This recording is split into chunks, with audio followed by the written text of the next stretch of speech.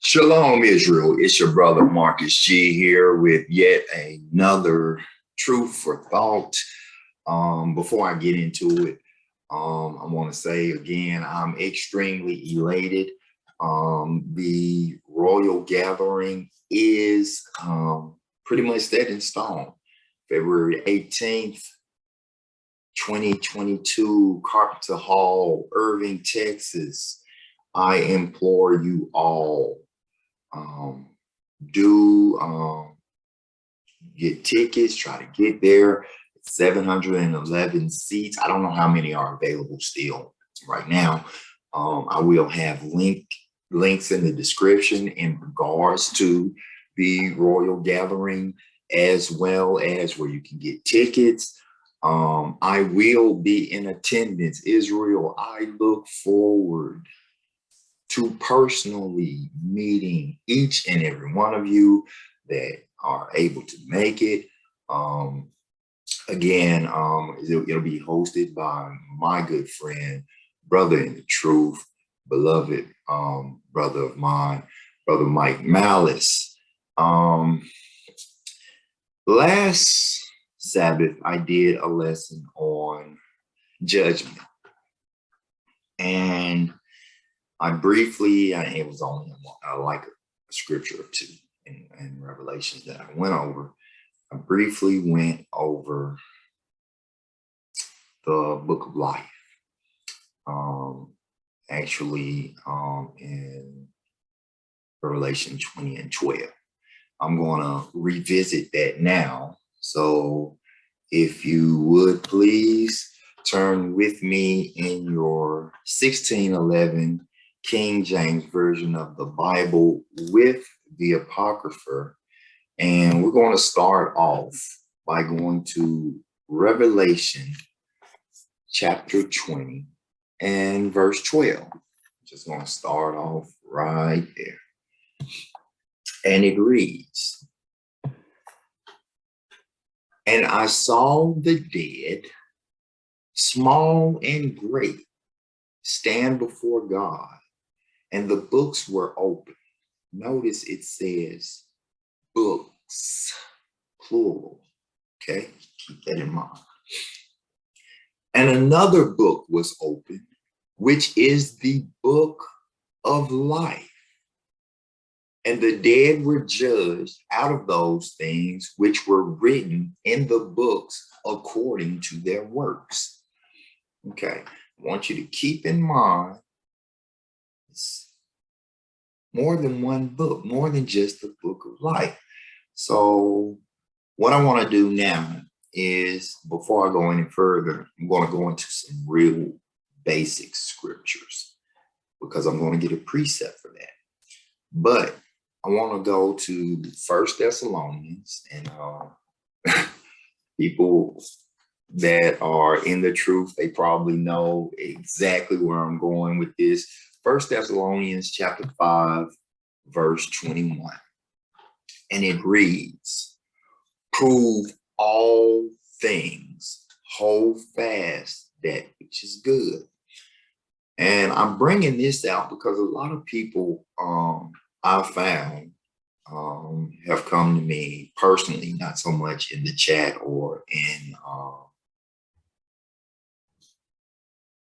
the chat after the video is posted, not while it's live, and have asked, why do you get quote unquote precepts?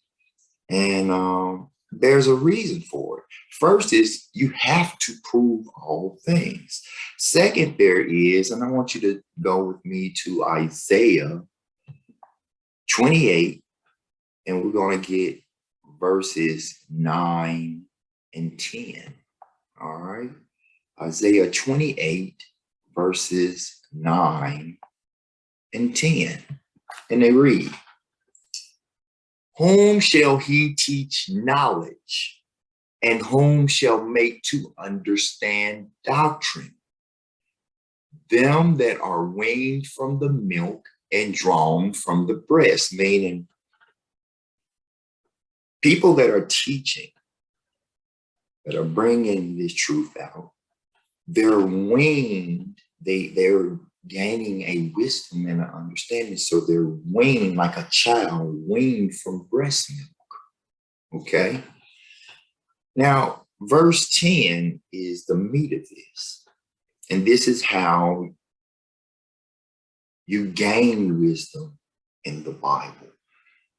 This should be how you should read your Bible. For precept must be upon precept, precept upon precept, line upon line, line upon line, here a little, there a little. So I went through that all because, again, people have, I've had people come and ask me, you know, why do you get precepts? Well, I get precepts because that's the way you're supposed to read the Bible. Not only that, when teaching or when sharing wisdom that one has gained from the Bible, you are to prove all things. The way that you prove them, precepts. Okay, so back in Revelations 20 and 12, it says of books, plural. So I want you to go with me now to Malachi 3 and 16. All right. Malachi chapter 3, verse 16. Bear with me, I'm pulling it up now.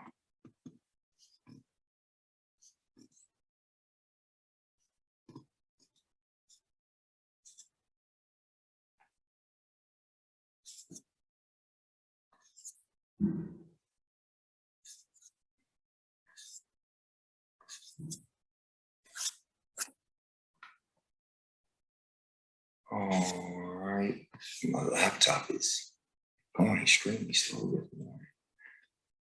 Malachi 3 and 16.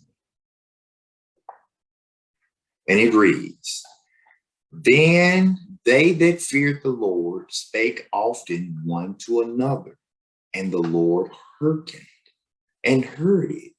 And a book of remembrance was written before him for them that feared the Lord and that thought upon his name. So there is a book of remembrance that's one of these books. All right.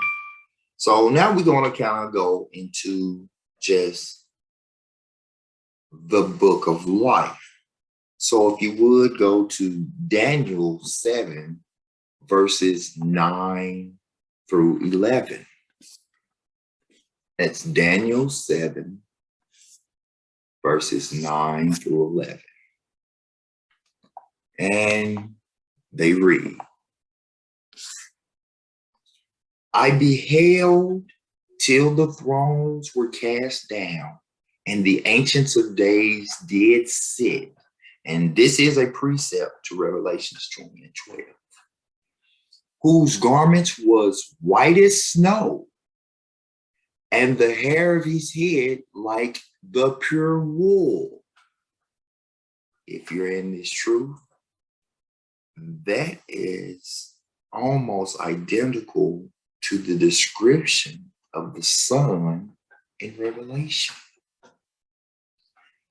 His throne was like the fiery flame, and his wheels as burning fire. A fiery stream issued and came forth from before him. Thousands ministered unto him, and 10,000 times 10,000 stood before him. The judgment was set, and the books were open. Again, this is a precept to Revelations 20 and 12, saying there were multiple books, plural, not just the book of life. So now let's go to 2 Esdras 6, verse 20. Let's kind of get into it now. 2 Esdras. This is in the Apocrypha, chapter 6 and verse 20. And it reads, and when the world that shall begin to vanish away shall be finished, then when I shew these tokens, the books shall be opened before the firmament, and they shall see all together. Again, multiple books. Multiple books. There's at least the book of remembrance and the book of life. All right. So from there, I want to go to Exodus.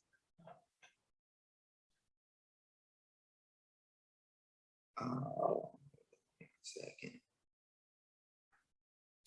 I want to go to Exodus.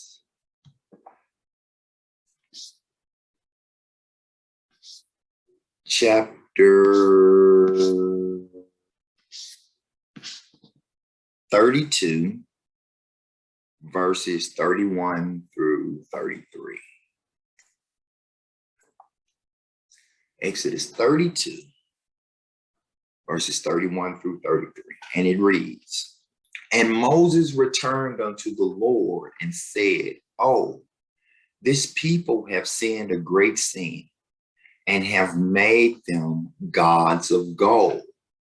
Yet now, if thou wilt forgive their sin, and if not, blot me, I pray thee, out of thy book which thou hast written.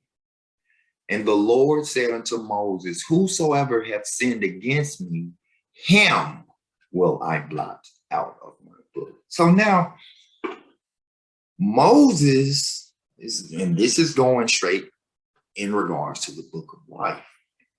Moses realizes how detrimental sinning against the Most High is, and he actually wants to take the brunt of the punishment for Israel. He's saying they've done some bad things, and Most High, before you remove their name or blot their name out of the book of life, I pray you will blot mine. And the Most High replied and said, no. Every man, basically, and I'm using that as a male, female, molecular, must be held accountable for their own sins. So any man who sins against me, I will blot out of the book of life. So the other thing that it seems that Moses understands is the importance of your name being in this book. What does it mean?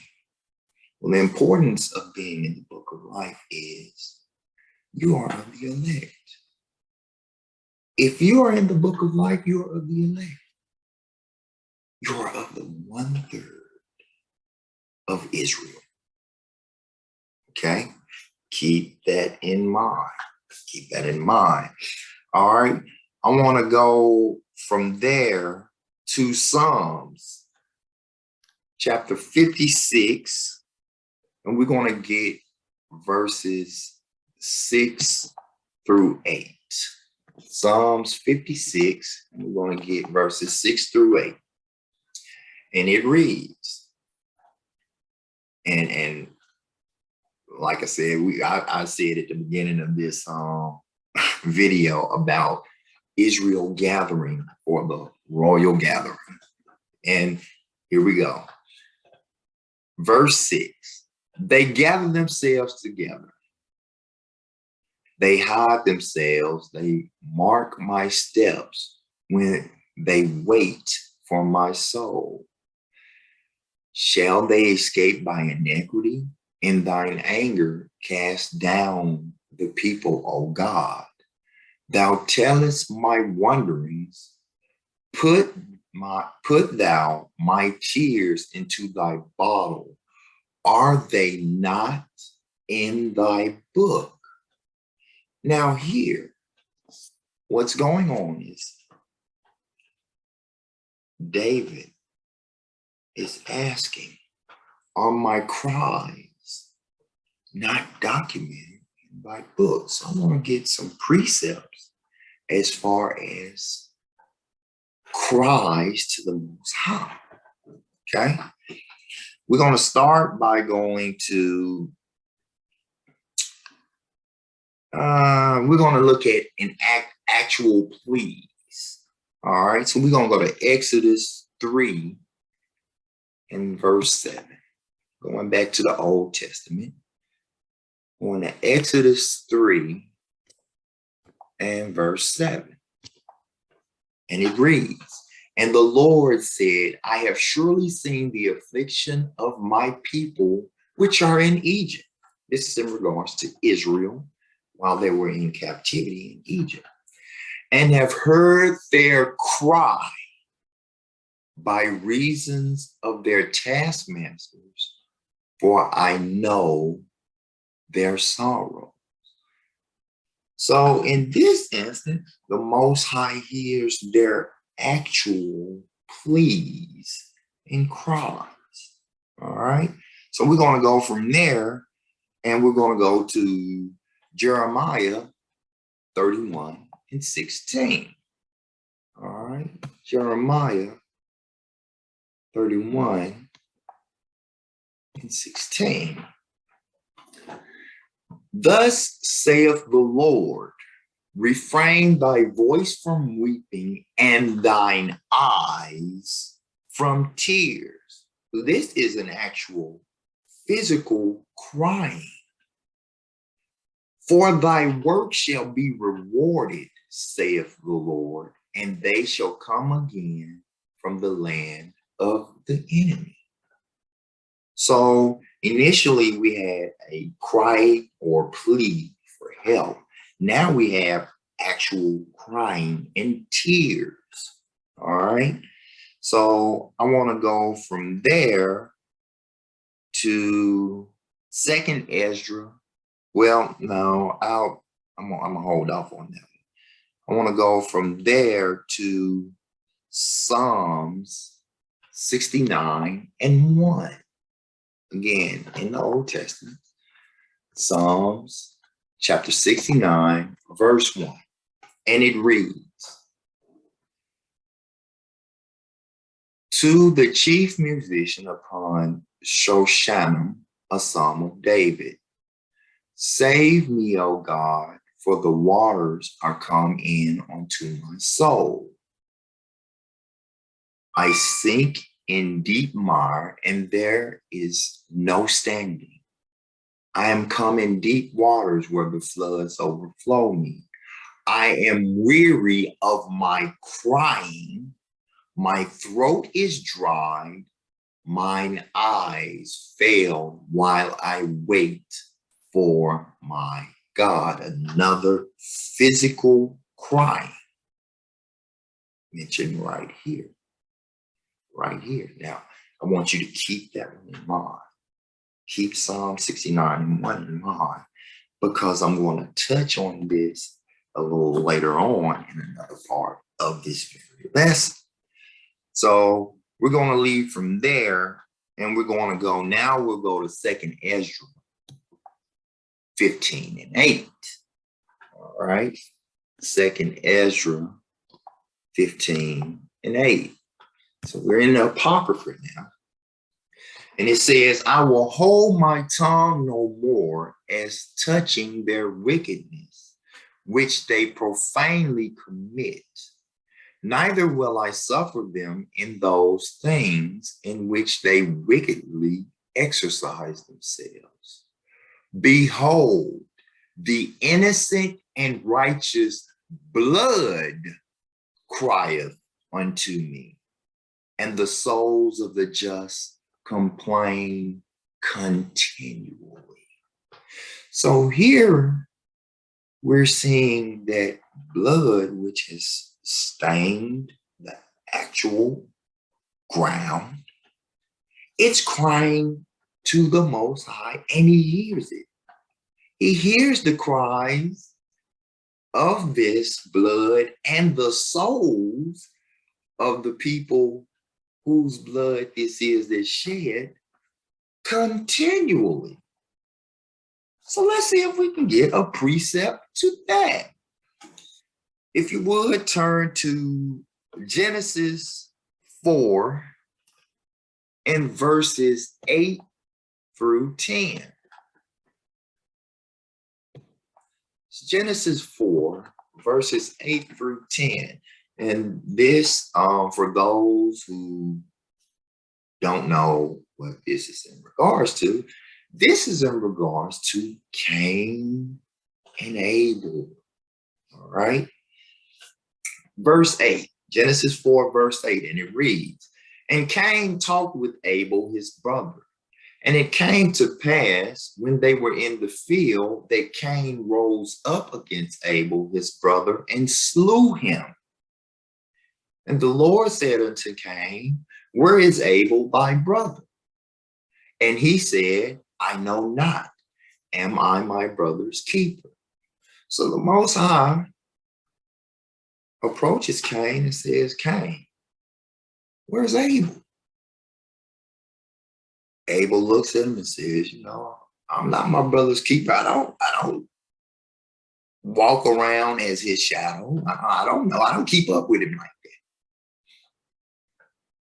Well, verse 10, and he said, and this is the Most High, whose verse 10 is in regards to, and he said, What hast thou done? The voice of thy brother's blood crieth unto me from the ground. So again, a precept showing that blood of slain righteous cries to the Most High. Now again, all of those are different types of cries, which were precepts to Psalms 56, 6 through 8. Again, I have been approached several times asking, why do you get precepts? This is why. So that one can gain the understanding and not lean to your own. If you just looked at Psalms 56, 6 through 8, and you saw cries, you think it'll be, some people would say, someone crying, physically crying, tears falling. Those are the cries that the Most High hears. There are others that would say, no, when someone cries for help or pleads for help, that is a cry. But actually, there are multiple cries that the Most High hears. Physical cries, where tears actually are displayed. Pleas, or a plea for help, as well as blood staining the ground of righteous men. And I use that in male, female collective, men or women. All right. Now, from there, I want to go to Psalms 139. So we're going to go to Psalms chapter 139. And we're going to get verses 13 through 16. All right. For thou hast possessed my reins. Now, let me give you a backdrop first. This right here is David again. Okay. And I want you to understand what's going on. He's acknowledging some things to the Most High. So now I'll read it. Psalms 139:13. For thou hast possessed my rights. Thou hast covered me. Oh, I'm sorry. This is David. David. I apologize. Not. Yeah, I said it right. David. Yeah, David. Okay. Verse 13. For thou hast possessed my rights. Thou hast covered me in my mother's womb. Now, this is proof that the Most High is all-knowing, almighty. Because here, David is speaking of when he's in the womb. Let's see just how detailed it is. I will praise thee, for I am fearfully and wonderfully made. He acknowledges that he was wonderfully made. Keep that in your mind. We're going to get a precept for that right after this. Marvelous are thy works, and that my soul knoweth right well. So here he's saying, even in the womb, my soul was made right. Okay. My substance was not hid from thee when I was made in secret and curiously wrought in the lowest parts of the earth. All knowing. My substance wasn't hid from you, Most High. Even when I was conceived, in the process of conception. Thine eyes did see my substance, yet being unperfect, and in thy book all my members were written, which in continents were fashioned, when as yet there was none of them. David said, you recorded me and all of my members, my arms, my feet, my hands, my legs, my toes, my fingers, even when I didn't even have them.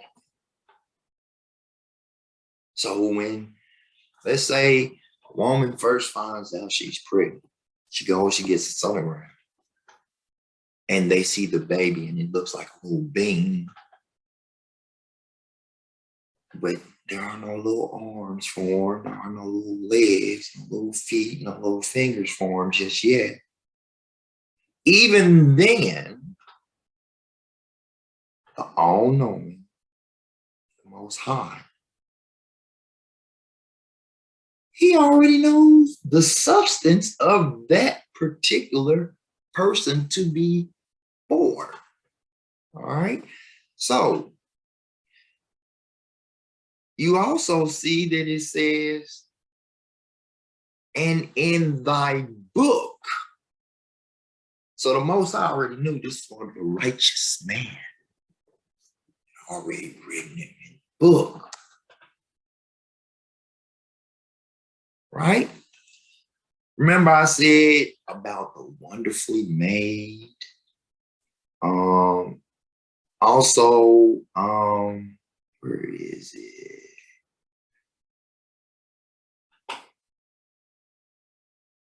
Where it says, marvelous in verse 14, marvelous are thy works. Now, man has decided, science says that you have X and Y chromosome. This makes the person. And again, the Most High is all knowing. He does what he does for his reasons, man. Never understand. Men that are not in the truth, not in this word, they don't understand. They understand science, a man-made field of study, science. So I want to give a precept to those things that David mentioned in verses 13 through 16. So if you would go to Ecclesiastes 11 and 5. Ecclesiastes, again, is still in the Old Testament. 11 and verse 5. As thou knowest not what is the way of the Spirit, nor how the bones do grow in the womb of her that is with child, even so thou knowest not the works of God who maketh all. Science to tell you, a child, again, and I want you to reflect back on the previous scriptures where David was describing how you had my members written in the book even when I didn't have any. So I have to tell you that a fetus begins to grow its bones because of the vitamin D that the fetus gets through the umbilicus or umbilical cord from the mother, right? That's what science tells me. Here, the word says, thou knowest not what is the way of the Spirit, nor how the bones do grow in the womb of her that is with child. It specifically says that. Even so, thou knowest not the works of God who maketh all. Going back to, man and his own understanding. In fact, let's go to Proverbs 3 and 5. Real quick. I know I'm kind of going away from the book of life, but I got to get this. Proverbs chapter 3, verse 5. Trust in the Lord with all thine heart, and lean not unto thine own understanding.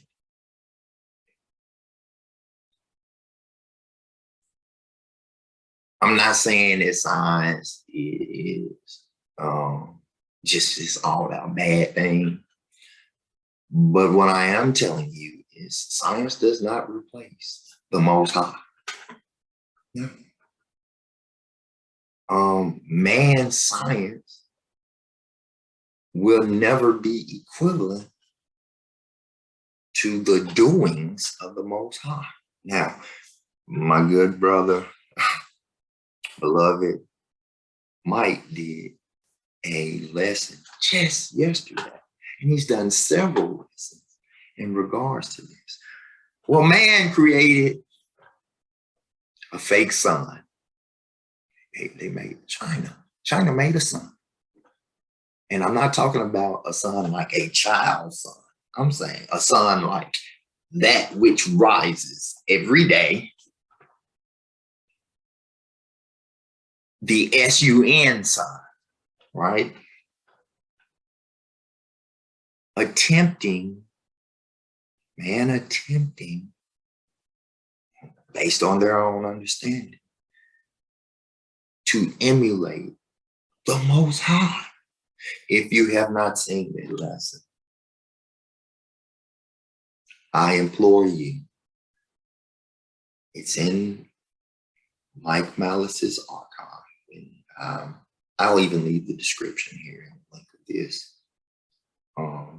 outside of the Royal Gathering information. You must go see this so that you'll understand. All right. I want to go from there to, and we're going to go back to the Book of Life now. But I just had to get that. I apologize, Israel. I had to get that. Let's go to Revelation 21 and 27. Let's go to the New Testament. Revelation 21 and 27.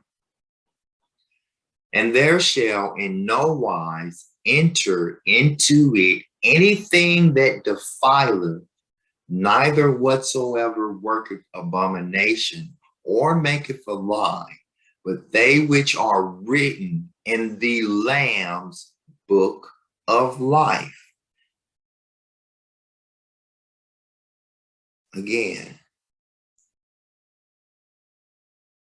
contrary to the world's belief, everyone is not going to get into the kingdom. In fact, if you're not of a certain nationality, biblical nationality, which is Israel, you're not going to get into the kingdom. Not only that, only 1/3 of the nation of Israel will be of the elect and in the book of life. Keep that in mind. So we see how important it is to be in the book of life. Again, this book is brought out in the day of judgment. And I went over that in my last lesson, judgment, the storm before the calm. So let's look at what it means not to have your name in the book of life. Now, remember, I did a scripture from Psalm 69 and 1, right? So now I want to go, and I said to keep that in mind, Psalm 69. In fact, we'll get it again prior to going to the next one so that it'll be refreshed. So we'll go to Psalms 69 and 1. I'll read it again.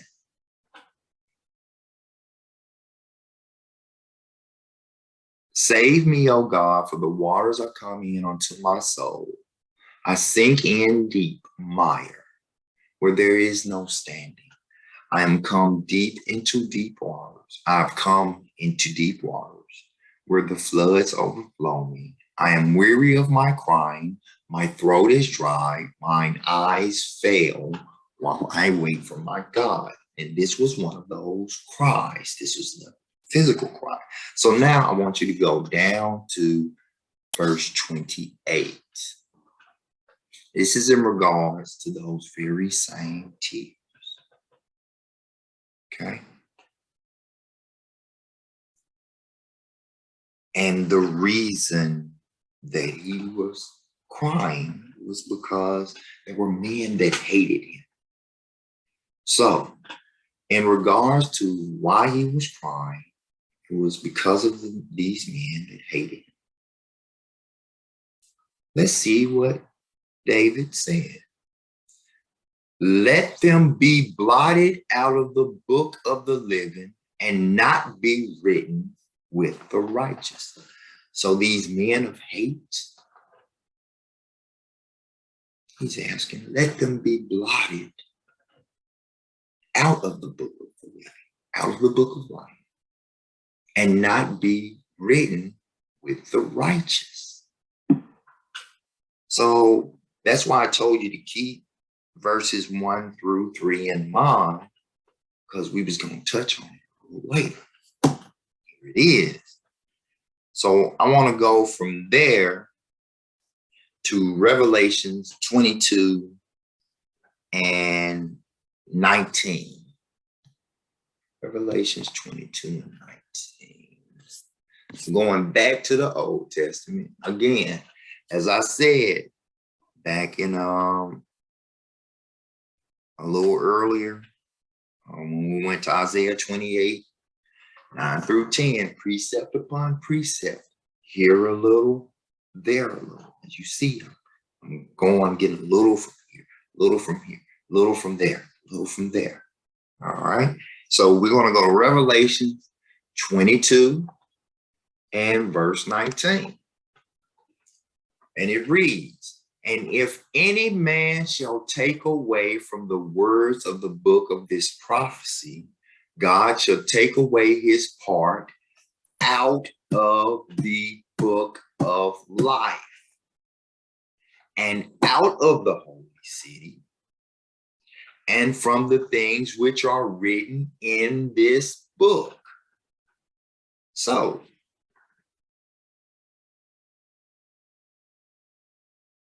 anybody who is not written into the book of life,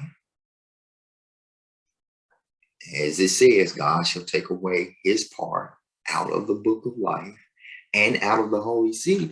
They can't get into the kingdom. Their name has been blotted out of the book of life. Let's get a precept. Well, let's get, and remember, I kept saying about the elect and the 1/3. Well, and I also said, well, if there's a 1/3, there has to be a 2/3 of the nation of Israel, right? So let's look at the 2/3 as far as being blotted out. So if you would, we're going to go all the way back to the Old Testament again.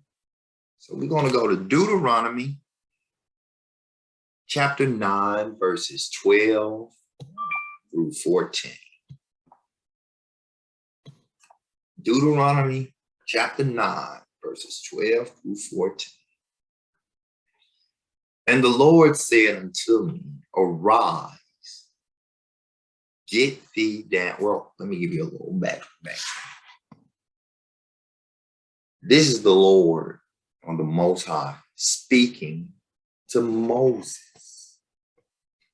Okay, it's a transaction, a dialect between the Most High and Moses. Okay, Deuteronomy 9, verse 10. And the Lord delivered unto me. Oh, that's not right. Deuteronomy 9 and verse 12. Sorry, through 14.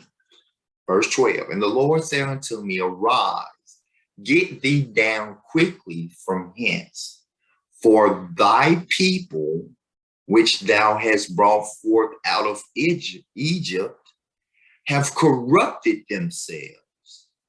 They are quickly turned aside out of the way which I commanded them. They have made them a molten image. Wait a minute. Some of Israel, the Most High is telling Moses to go down out of the mountain. He's at the top of the mountain. And they're having this dialect. And the Most High says, oh, you got to go. You got to go back down here. Because the very same people, the nation of Israel, which I had you to bring out of Egypt, they've corrupted themselves. They've turned away from the law, statutes, and commandments. They've even made a molten image. They've gotten an idol down there. Since you've been up here with me, this is what they doing down there. Verse 13. Furthermore, the Lord spake unto me, saying, I have seen this people, and behold, it is a stiff-necked people. I think our nation is the only nation where the elders refer to all the kids, all of them, as hard-headed. This little hard-headed little boy here, he won't do what he is told. Hard-head, stiff neck. The Most High said, I specifically gave the laws, statutes, commandments, even the covenants to these people. They're so hard-headed, so stiff-necked. They go aside of the way which I commanded. Verse 14. Let me alone. He's telling Moses, leave me alone. Leave me alone. That I may destroy them and blot out their name from under heaven, and I will make of thee a nation mightier and greater than they. Those 2/3 that began to do this, the two-thirds of the nation of Israel way back then, that's right now. That same 2/3. They don't keep the Sabbath holy. They rather keep holidays than high holy days.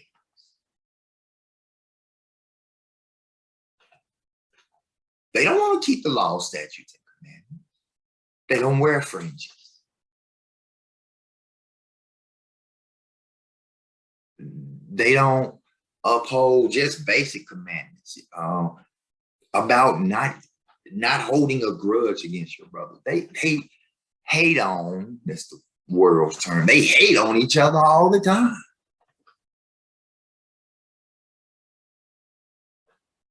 But again, this in Deuteronomy 9 is prior to the curses. Because they did stuff like this, yes, curses fell upon our people, our nation. In fact, the greater majority of our nation, because they did this, fell on our nation. Why? We were given the law, statutes, commandments. We were given, the covenants were made with us. Okay? But if you notice in verse 14, just after the Most High tells Moses to leave me alone, leave me be, hurry up, run down there, because they messing up big time. Leave me alone that I may destroy them and blot out their name.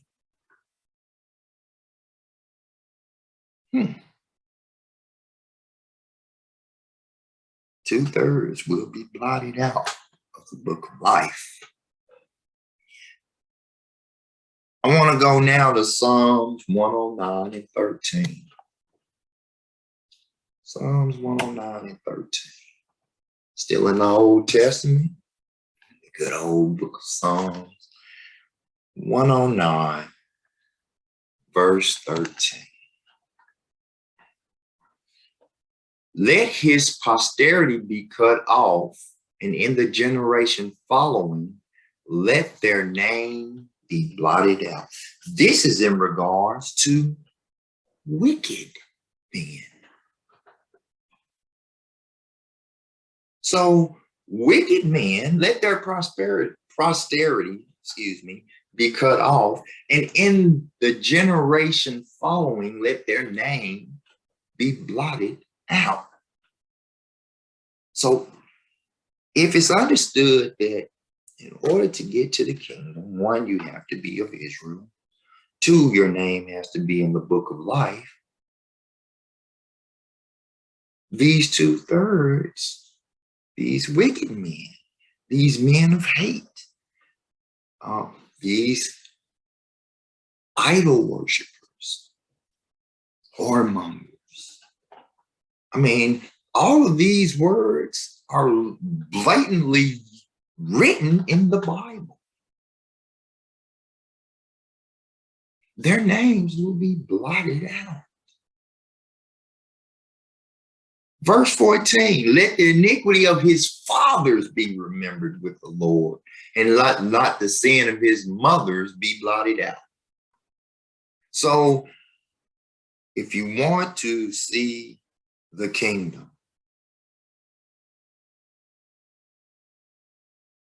you want to be in this book. Well, this book records, or in these books, definitely in the book of life. But in order to be in the book of life, you also have to be in the book, like the book of remembrance. You would be in there.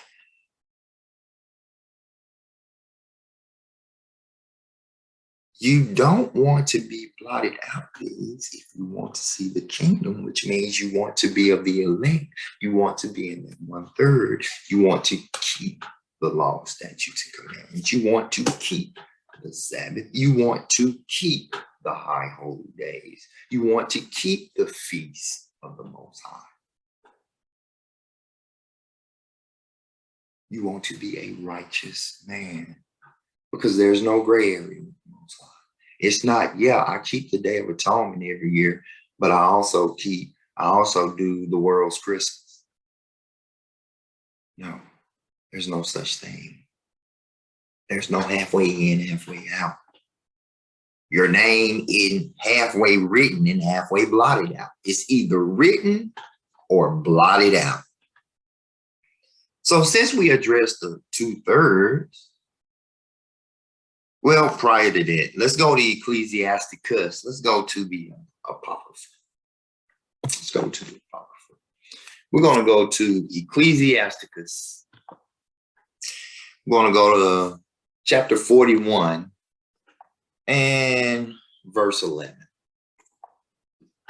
Ecclesiasticus chapter 41, verse 11. And it reads, the mourning of men is about their bodies, but an ill name of sinners shall be blotted out.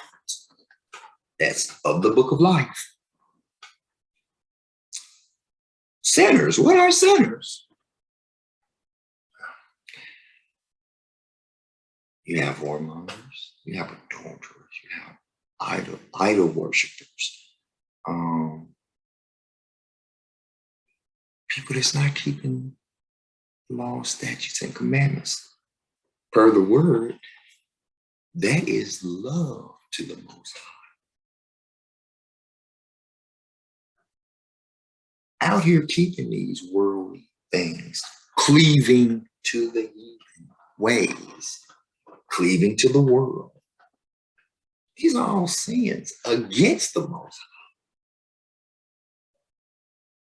They're written throughout the Bible, spoke of throughout the Bible, all throughout the Bible. Okay?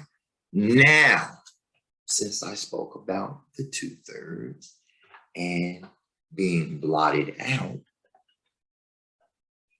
let's go and let's examine the 1/3, the elect. Those that shall see the kingdom. So let's go to 2 Kings 14 and verse 27. 2 Kings 14 and 27. So we're going back to the Old Testament. Let's see what it reads.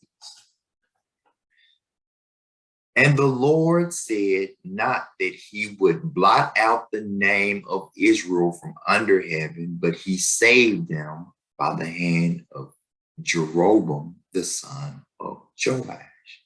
Again, this is in regards to the 1/3. But let's get a precept to that. Actually, we're going to get a couple of precepts to that. Let's go to Revelations 3 and 5. Going back to the New Testament again. I know I apologize for having all the junk all over the Bible, but this is what we must do to truly gain the correct understanding and wisdom in regards to this. So we go on to Revelations 3 in verse 5. He that overcometh, the same shall be clothed in white raiment, and I will not blot out his name out of the book of life, but I will confess his name before my Father and before his angels. This is Christ speaking. Now, if you remember, I read a little earlier about the book of life of the Lamb. Well, if one knows that the Son, Christ, Yahweh, however you refer to him, he was the last sacrifice or the sacrificial lamb. So when we read earlier about the book of life of the Lamb, here you go. The Son is literally saying, I would not blot his name out of the book of life, but I myself. So let's say you're in a court, right? You're in a court of law.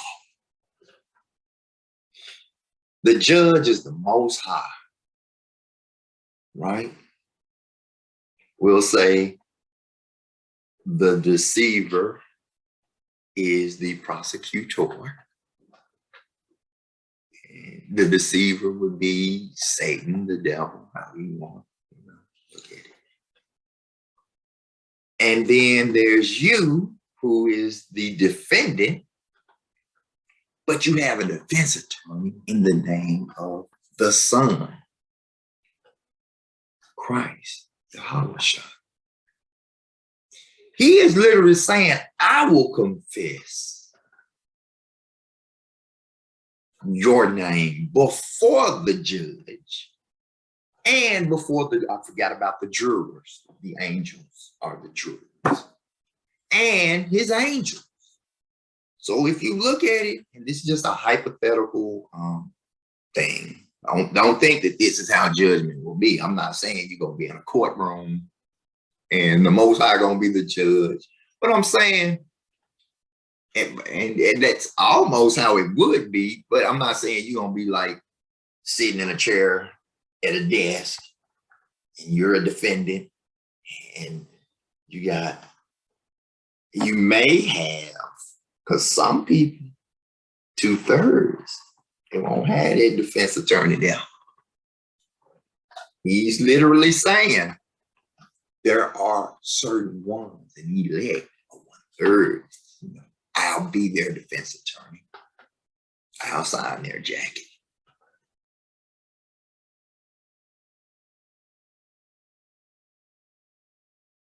So, and it kind of goes back to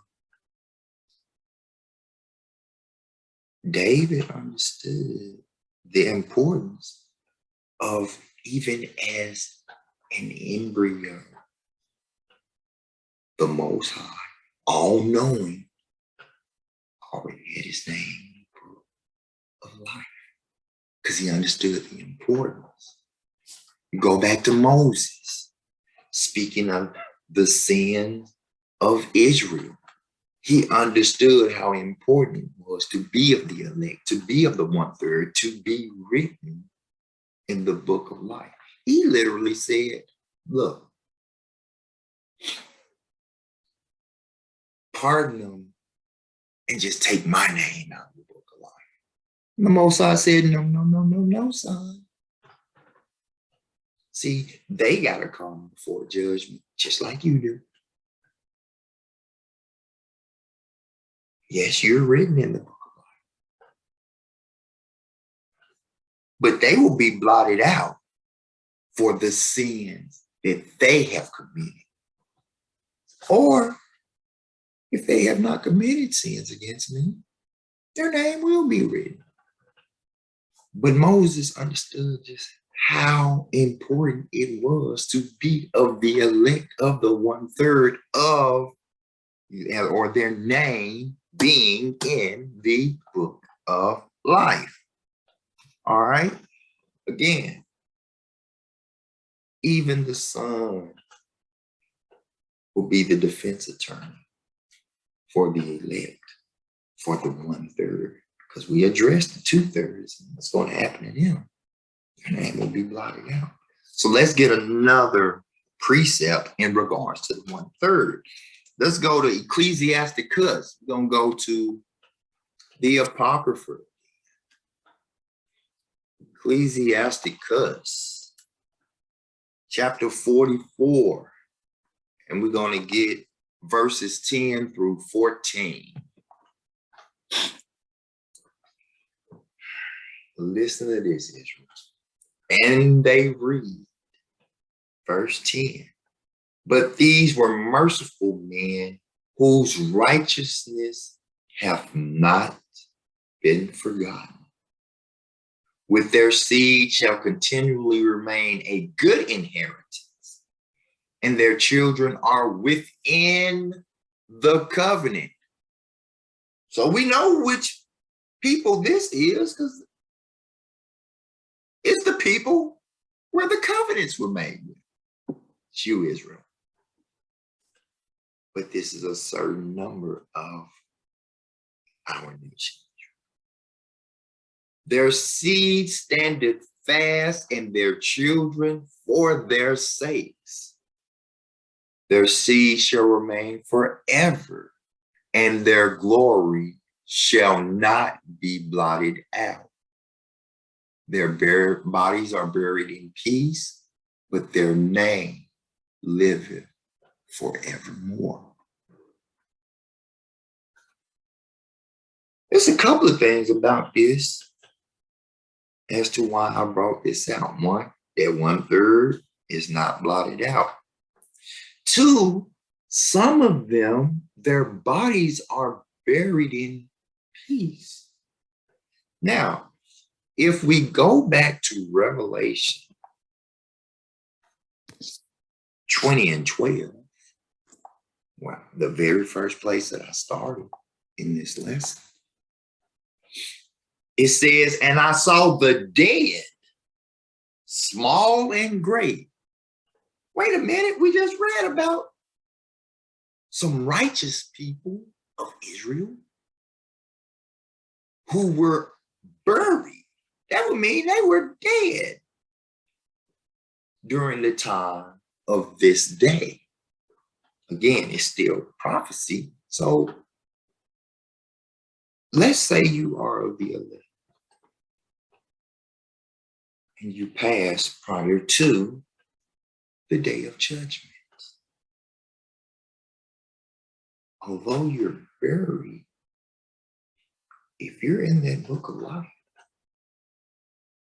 on that day, and this was seen, this was a revelation. It says, I saw the dead. If you are in the elect, you were one of the ones that was seen in this prophecy, in this prophetic revelation. Okay? And we're going to go ahead and go into wrapping this up. Let's go to Revelation 13, verses 8 through 10. This is in regards to, again, not being in the book. Whether it's because you're not of the chosen nationality, the chosen nation of Israel, or if you are in the chosen nation of Israel, but you're in that 2/3, your name is blotted out. That means your name is not in the book. Okay? Let's go to Revelation 13, 8 through 10. Let's get this. Get this real quick, and we're gonna have one more thing, one more scripture that I'm gonna touch. Kind of to end it, then I'm gonna summarize. So we got Revelations 13, and we're gonna do 8 through 10. And it reads, and all that dwell upon the earth shall worship him, whose names are not written in the book of life of the Lamb, slain from the foundations of the world. I not too long ago touched about the Lamb who was slain from the foundations of the world. So these people's names are not written in the book of life of the Lamb of the Son. All right. Verse 9. If any man have an ear, let him hear.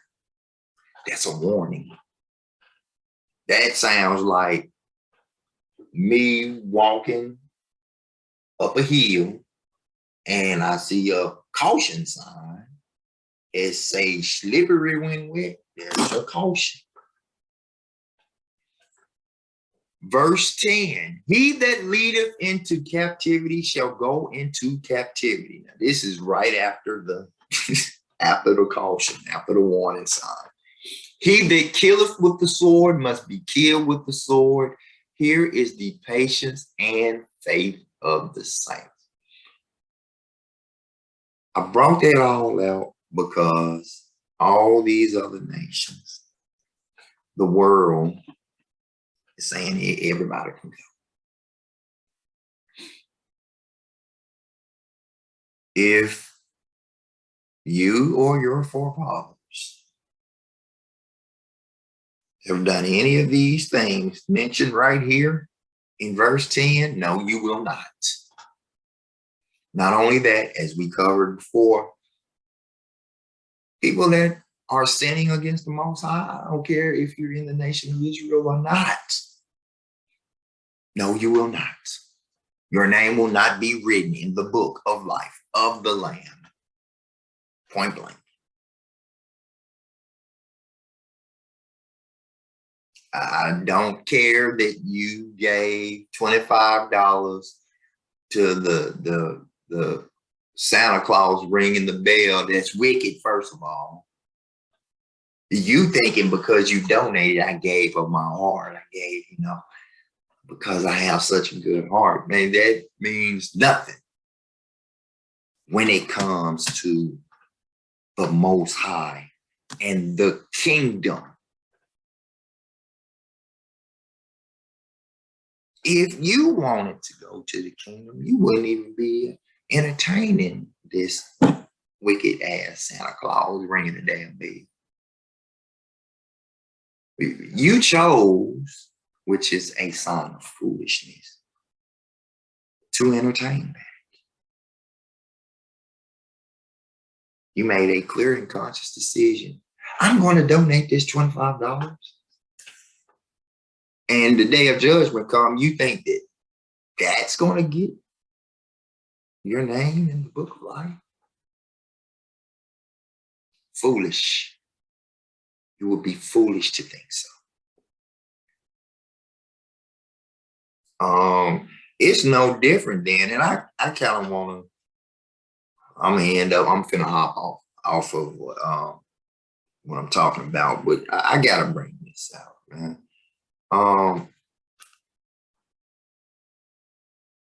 Y'all gotta, Israel, and I'm speaking specifically to those, if you're present, who are not in this truth, man. Y'all gotta get away from this bad doctrine, man. These pastors, man, if you've read in your Bible about the sheep being led astray, they're doing it too. Those sheep that are led astray, their name won't be in the book.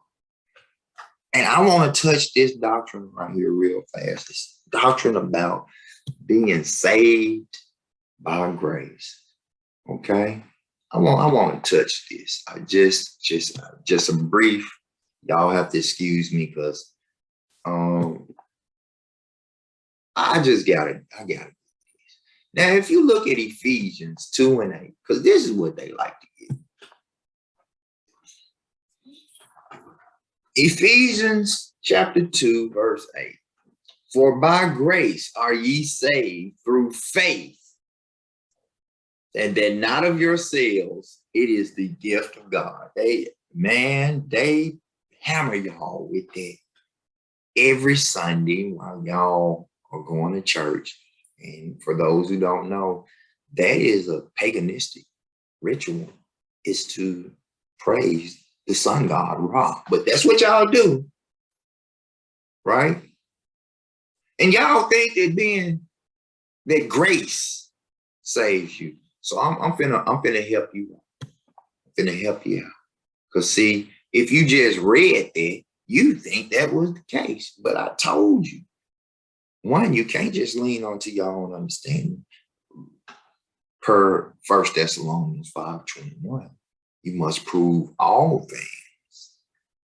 I apologize. Lean onto your own understanding. It's Proverbs 3:5. But you must prove this per 1 Thessalonians 5:21. I'm finna give you the proof that's not the case. So if you would, please, turn with me to, one second, bear with me.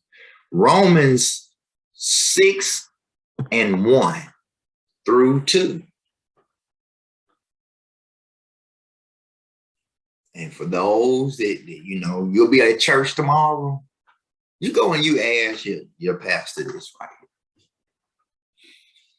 What shall we say then? Shall we continue in sin that grace may be abound? Shall we continue in sin with the understanding that grace is going to save me?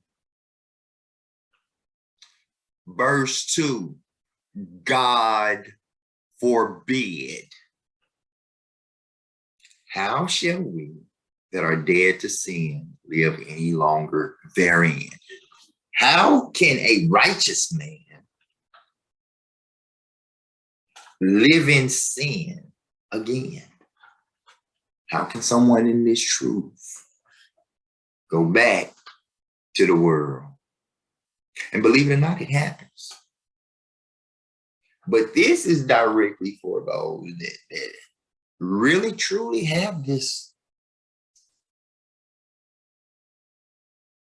true understanding and conviction in their heart that grace is not going to save you. And you out here in your lust. You out here exhibiting concupiscence or vanity, idolizing. For those that are Muslims, who is Allah? I don't know about Allah. I can tell you about the Most High.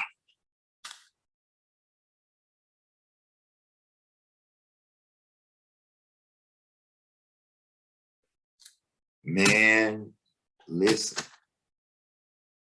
If you are an Israelite, meaning if you are a so-called Negro, Hispanic, I don't care if it's Puerto Rican, whatever, Hispanic, or Native, you want to strive to be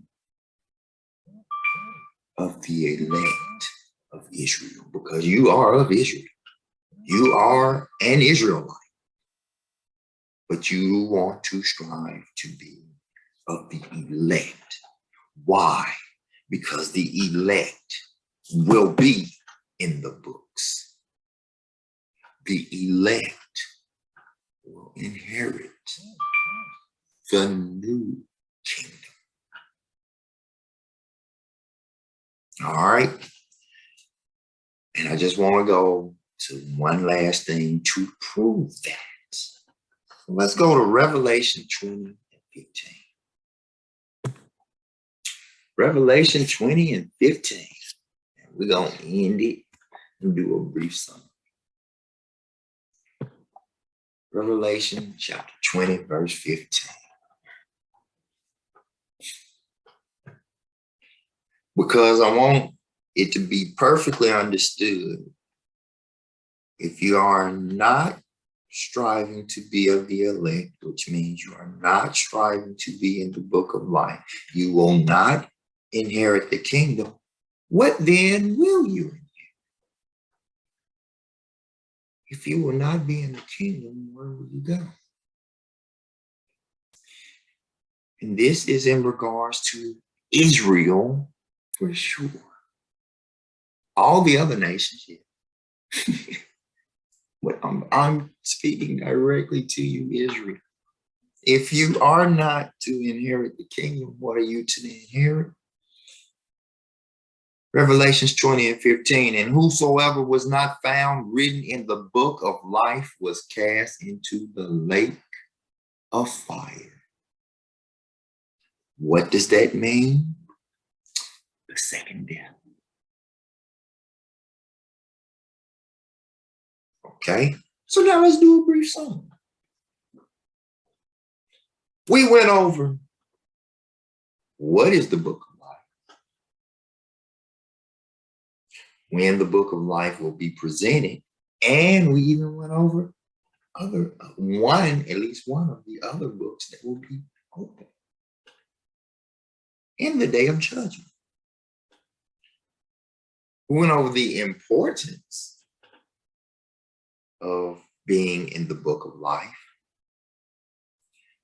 We went over the fact that the Most High does not forget any type of cry. In fact, we went over the types of cry. And if those cries were of righteousness or of righteous people, regardless of if it's the cries of their blood, the cries of their tears and their physical cries, or their cries in the form of a plea for him. They're righteous if they're keeping the law, statutes, and commandments, looking to be in that all-important book of life. We went over being blotted out. We went over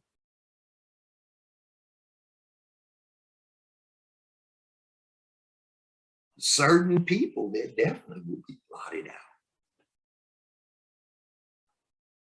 We also went over of one of those nations, 1/3 of them, their name won't be blotted out.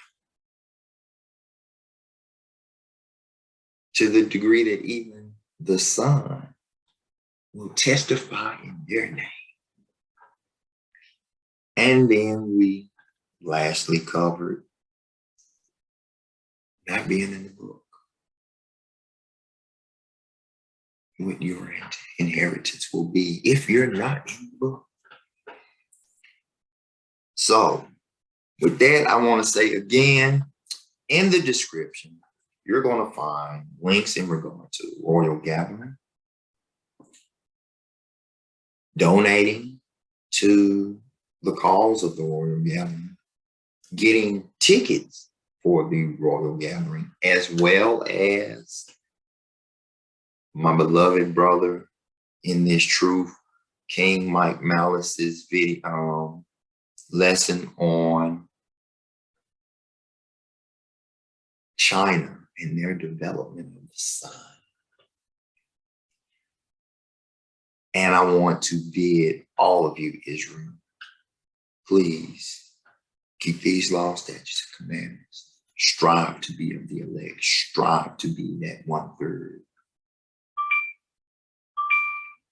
Because you want in that day, because it even says, even if you're dead in that day, The dead will be present. And there are people of the dead whose name will not be in that book.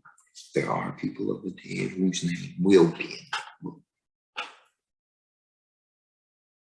So you want to strive to be in the book of life, because you're striving to be in the new kingdom. I want to bid all of you all have a happy Sabbath. I know it's going to be pretty much the end of the Sabbath when this hits, when this premieres. And I also want to bid you all Shalom. Till next time, your brother Marcus G. Amen.